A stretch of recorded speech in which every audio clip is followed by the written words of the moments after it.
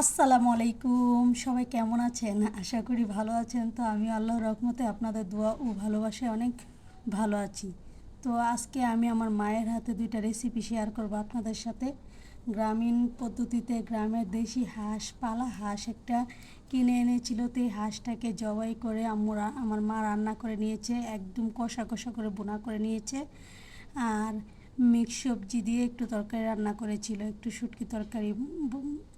তো প্রথমে হাঁসটাকে পরিষ্কার করে কেটে কুটে ধুয়ে দিচ্ছিল, ভালোভাবে একদম পরিষ্কার করে ধুয়ে নিচ্ছিল। ডিটেলস তো দেখানো যায় না, তো এর জন্য যতটুকু পারছে ততটুকুই দেখানো হচ্ছে আর কি।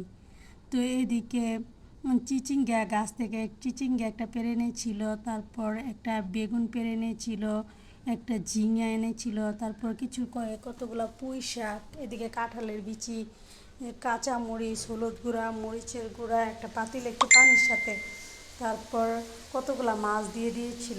এই তরকারিটা আমার আম্মুর হাতে অনেক মজা, আমার মায়ের হাতের, মানে এতটাই মজা বলে বোঝানোর মতো না। তো এদিকে হাঁসটাকেও মাখিয়ে ওইদিকে সবজি তরকারিটা বসিয়ে দিচ্ছিলো। সবজি না বলতে শুটকি দিয়ে বিভিন্ন মিক্স সবজি দিয়ে রান্না করবে আর কি, মাছ আর শুটকি দিয়ে। তো এদিকে হাঁসের মাংসটাকে প্রায় এক কেজির মতো মাংস হয়েছে, একটা বলে নিয়ে তো পরিমাণ মতো প্রায় 250 গ্রামের মতো পেঁয়াজ কুচি দিয়েছে, তারপর কাঁচা পাকা মরিচ দিয়েছে কতগুলা, তারপরে তেজপাতা, এলাচ, দারচিনি, তো এগুলো সবগুলো দিয়ে দিয়েছে। তা আমার মার হাতের রান্না মানে আমরা খেয়ে খেয়ে তো বড় হয়েছি, এত মজা। আর আমার মার হাতে এইভাবে মাখিয়ে রান্নাটা এত মজা। হাঁসের মাংস কম বেশি সবারই পছন্দের, আর যদি মায়ের হাতে রান্না হয় তা তো স্বাদের কথা আর বলে বোঝানোর মতো নয়, মানে এতটা স্বাদ। তো আমার মা একে একে মশলাগুলো সবগুলো দিয়ে দিচ্ছিল, একদম ঝাল ঝাল কষা কষা হাঁসের মাংসটা বোনা করেছিল আর কি। তো প্রথমে সব কিছু দিয়ে মেখে মুখে একদম ভালোভাবে ম্যারিনেট করে রেখে দিয়েছিল এক সাইডে। ওই তরকারিটা আমি ভালোভাবে দেখিনি, আজকে বিশেষ করে আমি হাঁসের মাংসটাই আপনাদের সাথে শেয়ার করছি, তাই ওইটা একটু একটু দেখাচ্ছিলাম আর কি ক্লিপ নিয়ে।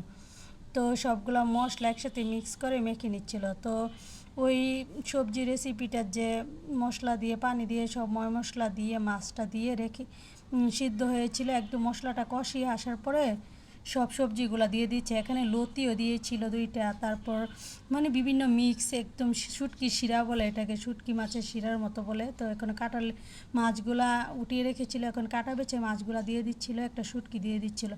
এই তরকারিটা বোম্বা মরিচ দিয়ে এত মজা লাগে। তো শুটকি তরকারিটা হয়ে গেছে, উঠিয়ে নিয়েছে।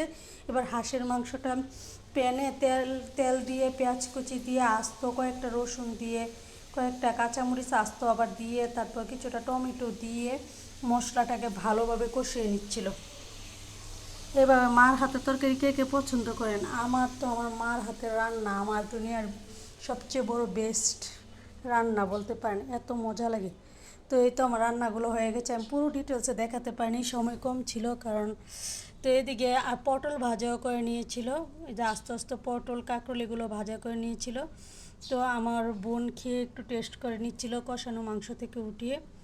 মাংসটাকে আসলে ভিডিওটা ভালোভাবে করা হয়নি, মাংসটা ওই যে খাওয়ার ভিডিওটা একটু আগে পিছে হয়ে গেছে আর কি। তো মাংসটা কষানো হওয়ার পর তো একটু ঝোল দিয়ে দিয়েছে। তো এদিকে আমার বোন খাওয়ার জন্য আমি ভিডিওটা একটু আগে পিছিয়ে করে নিয়েছি আর কি। তো আমার বোন খাওয়ার জন্য কাঁকরোল পটল ভাজা, হাঁসের মাংস, তারপরে যে সবজিটা নিয়ে নিয়েছে। তো সবাই ভালো থাকবেন, আমার ভিডিও ভালো লাগলে লাইক কমেন্ট শেয়ার দিয়ে পাশে থাকবেন। আল্লাহ হাফেজ, আসসালামু আলাইকুম।